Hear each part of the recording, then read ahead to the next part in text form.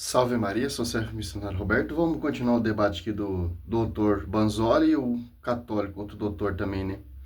Simplesmente, irmão, você que tá mandando comentário aí no meu canal, você não precisa do purgatório porque você já está ressurreto, você já alcançou a santidade.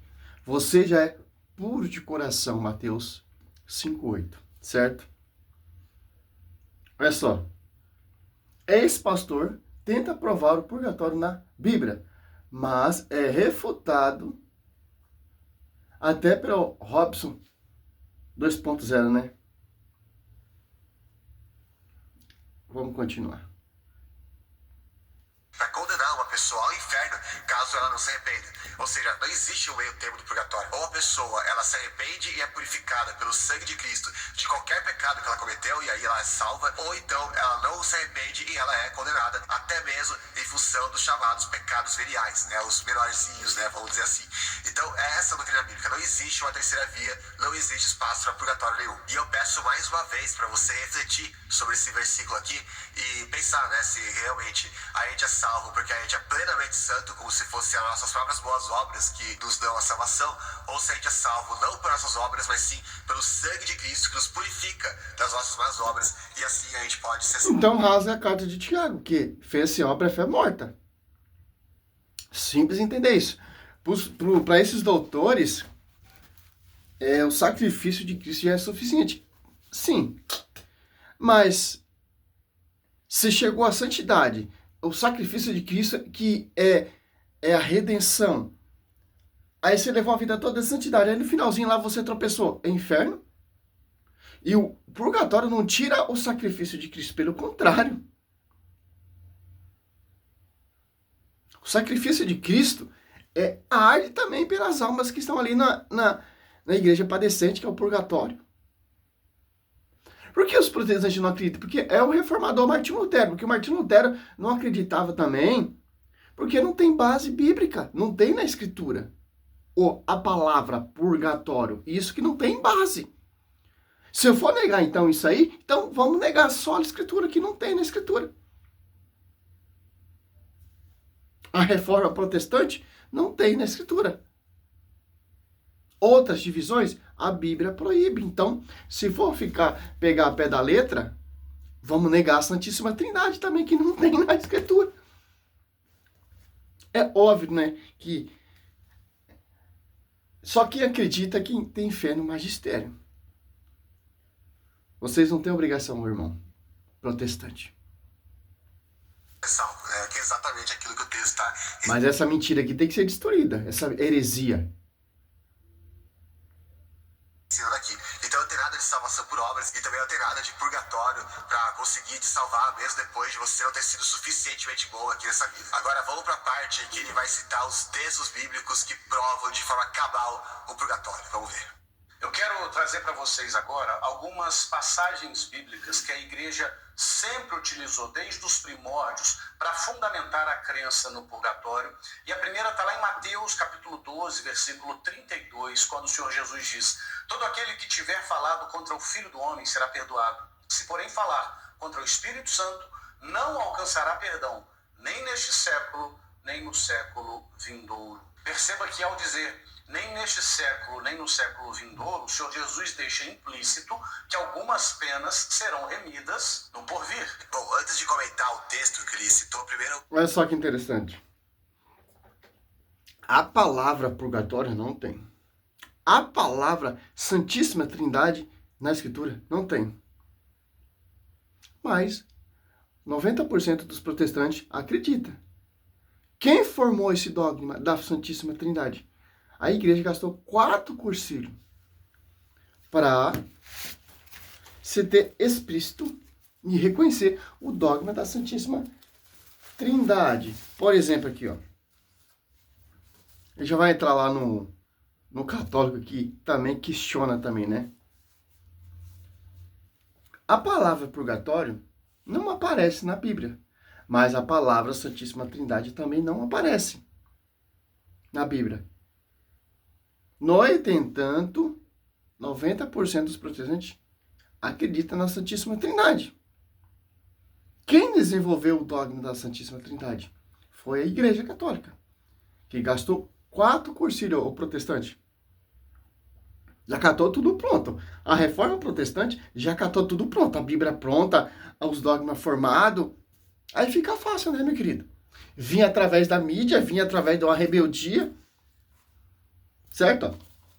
Foi no cursilho de Nicéia, 325, cursilho de Constantinópolis, 381, no cursilho do Calcedônia, 451, cursilho de Éfeso, 431. Demorou 4 cursilhos para definir de maneira firme o dogma da Santíssima Trindade. No entanto, a maioria dos protestantes acredita. Mas onde que tem a palavra Santíssima Trindade na Bíblia? Não tem. Aparece Deus Pai, Deus Filho e o Espírito Santo. Mateus 28, 19. Então, é simples entender isso. O cara quer refutar usando 3 versículos bíblicos para negar o purgatório. É simples. O sacrifício de Cristo não anula o purgatório, pelo contrário. Olha só. O que arde sobre as almas dessas pessoas mortas é o sangue de Cristo.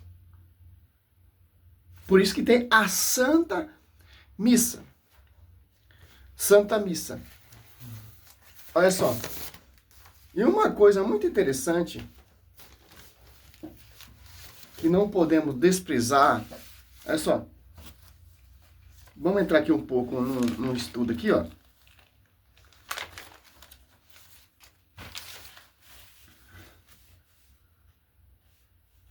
Vamos deixar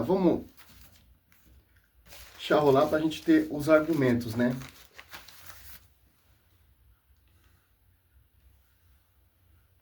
Vamos ver se é verdade aquilo que eu disse, que a igreja desde sempre, desde os primórdios, portanto desde a época dos pais da igreja, já usava esse texto para defender a existência do purgatório, já criam todo mundo em purgatório. Um dos maiores medievalistas, se não o maior medievalista que já existiu, foi justamente o historiador Jacques Le Goff, que ele escreveu um livro sobre esse tema chamado Nascimento do Purgatório. Inclusive ele é o mais citado academicamente, ele tem dúzias e dúzias de livros sobre a Idade Média, então realmente é uma fonte suspeita pra gente usar aqui, né?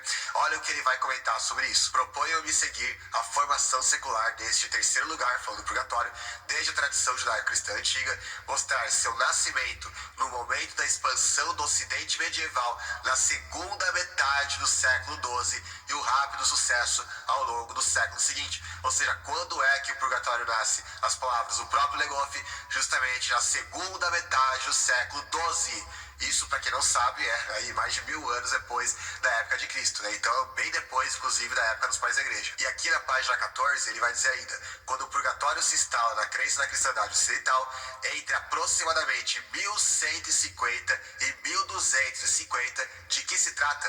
E aí ele vai comentar ali daquilo que se tratava o purgatório.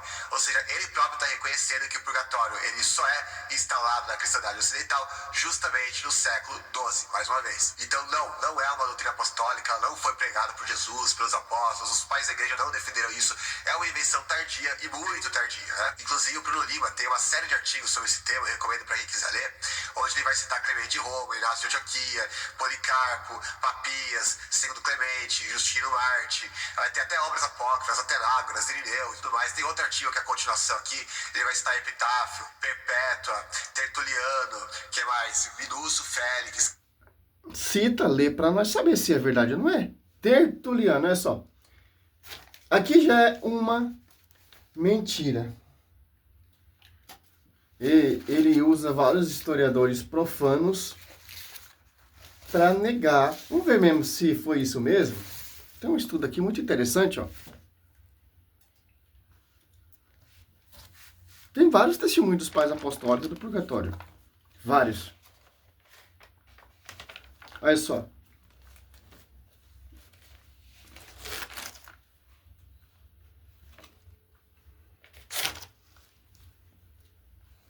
Ele citou São Gregório, né? Ó. Outro texto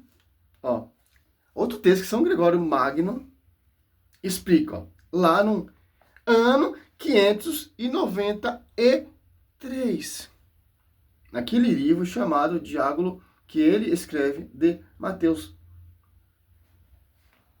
Mateus 12, 31 e 32. São Gregório Magno, nesse documento de água, ele coloca assim, ó, baseado nesse texto, nós cremos que existe um fogo purificador para as faltas leves no mundo vindouro. Então, os pais apostólicos, eles são todos contraditórios, visão do Luca Bozzoli. Então, uns acreditam e outros não acreditam. Então,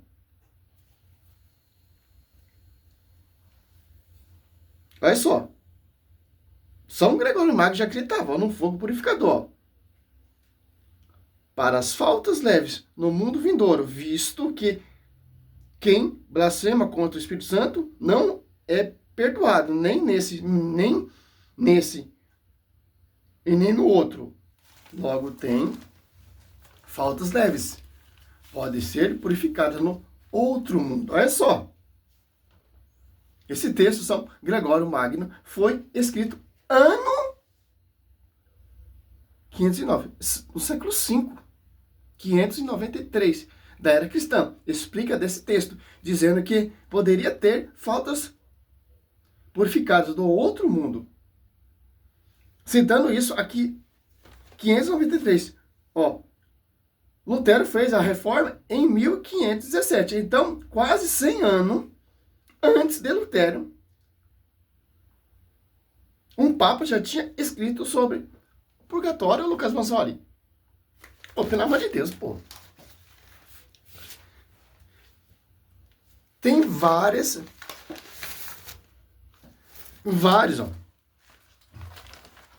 ó.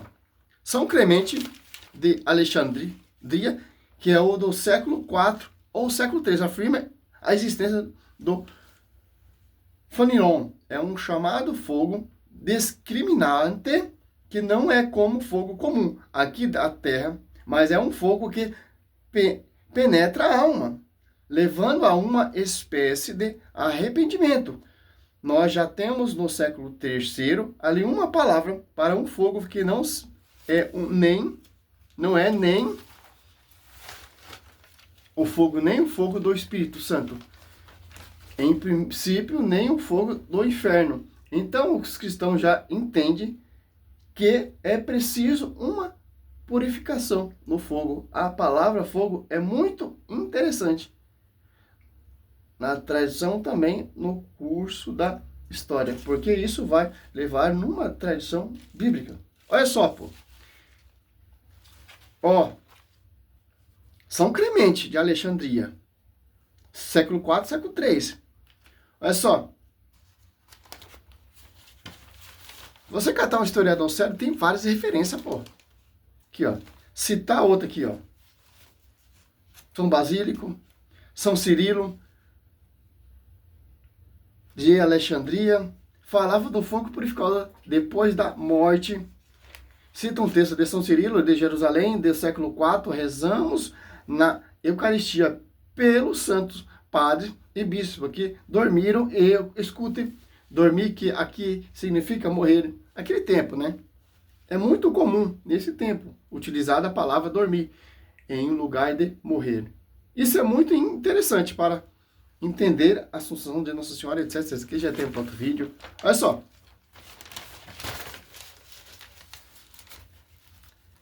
Meu, não vou nem pegar aqui, porque não vale nem a pena, pô. Tem várias testemunhas. Se usar um pai apostólico para tentar dar argumento nos seus estudos, nas suas doutrinas, nas suas divisões, nas suas distorções, para refutar o professor, perca de tempo. Porque lá os pais já acreditavam. Tem uma carta de Tecla lá do primeiro século. Paulo de Tecla falando ali. Mas vou citar depois. Clemente de Alexandria, Hipólito de Roma, Cipriano, Gregório Dramaturgo, Afraates, enfim, inúmeras testemunhas de que não existia purgatório naquela época. Todos eles falavam de apenas 2 destinos após a morte e não de uma terceira. Eles acreditavam de um fogo purificador, não tinha ainda esse dogma definido ainda, tal, etc. Eles acreditavam num fogo purificador, que purgava a alma. etc, etc, etc. Como lemos aqui agora. Não de um terceiro lugar, não alguma coisa como purgatório. Então esse pastor está simplesmente mentindo quando ele diz que os cristãos desde sempre acreditaram nisso e ainda usavam esse texto aqui para aprovar essa doutrina, né? Que novidade, né? Que surpresa. Bom, agora, Quem está mentindo é você, doutor. Você está mentindo. Você que é mentiroso. Olha só, que interessante, ó. Vou citar outra aqui.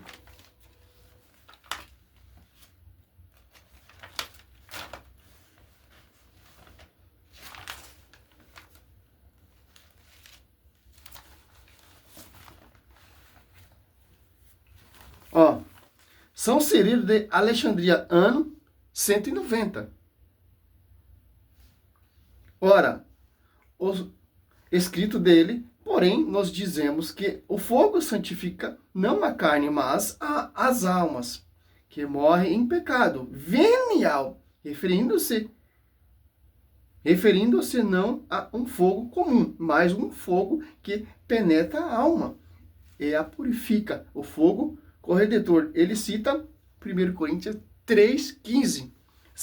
Olha só. São Cirilo de Alexandria. Olha só.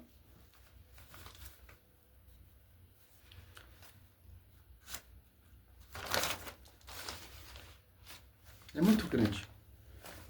Outra aqui, ó.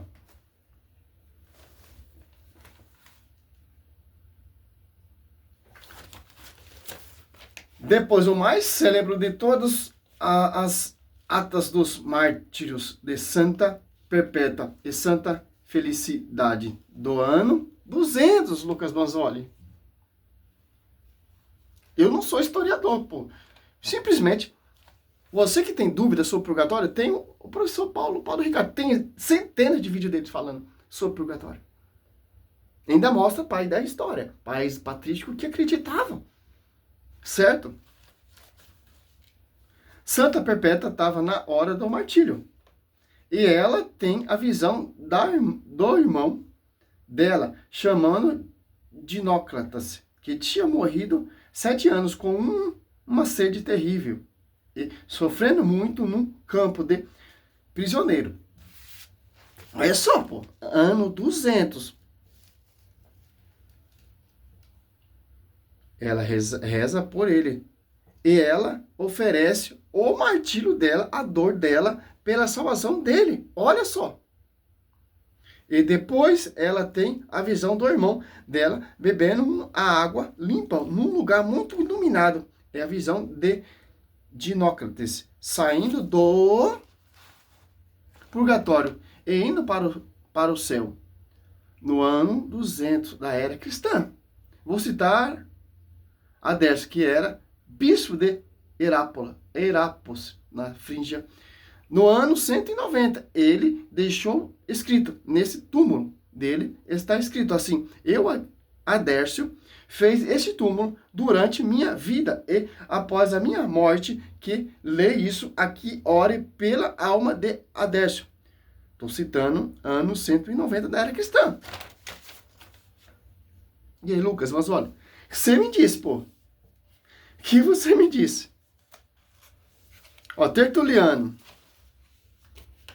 Olha só. Poderia citar Tertuliano, que nasceu no ano 160, que ele citou ali que nega o purgatório, mas não leu aos seus escritos, claro, né? Converteu em 195, e no ano 203 ele reescreveu recebeu de animas, que é de alma. É um escrito de carne, restituiu ressurreição da carne. Outro livro dele, ele escreve na Vogânia. Terceiro, e da colina. Em todos esses 4 livros, Tertuliano fala do purgatório e do fogo corredentor. Tertuliano tem livros que falam do purgatório, que provam o purgatório.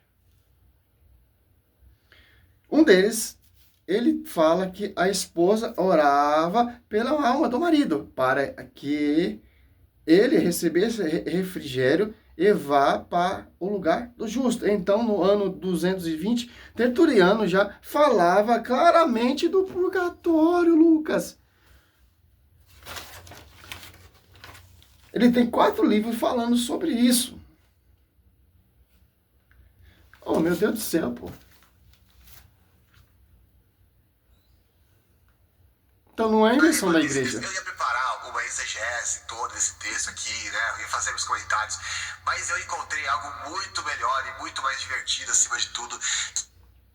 Tá, vou dar encerrada nesse vídeo, porque o vídeo já tá muito grande. É simples, ó. Vemos várias fontes, testemunhas vivas, que o doutor acho que não pesquisou muito, né? Olha só, outro também aqui fala, um estudo do Daniel Silveira que eu fiz, ó. Ele deixou até um site aqui, ó, site Vendstate Splendor. É um site católico de apologeta. Fala, tem uma lista imensa dos purgatórios, ó.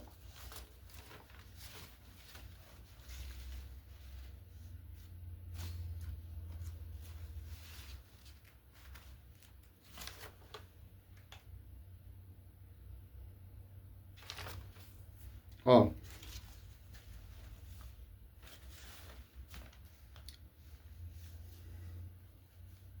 Fonte dos primeiros cristãos, orações pelos mortos e falando sobre o purgatório. Testemunha dos pais apostólicos, discípulos e sucessores dos apóstolos e suas crenças no purgatório. E após a exibição, em frente novamente a recebeu sua filha, ó, Falcamias, havia morrido, e disse, para que ela, em sonho, mãe, deveria ter esta estrangeira, a carta de Teclas, né? Tecla, Paulo da Tecla, como a mim, para que ela ore por mim, e eu possa ser levado para o lugar do justo. Atos de Paulo e Tecla, no ano 160. Então, meu irmão, essa loucura louca aí, essa visão, não provou nada. Porque os pais primitivos, os sucessores dos apóstolos, acreditavam. Visão do doutor, estudo do doutor, os pais apostólicos não acreditavam. Mostrei várias evidências aqui. Claro que não tem esse acesso igual a ele computador, porque não tem. Sou humilde e simples. Se eu tivesse esse acesso, estava tudo no computador, igual ele ali. Pô. Mas já está amplo para a gente entender que é uma mentira. Salve Maria, sou missionário Stefano Roberto.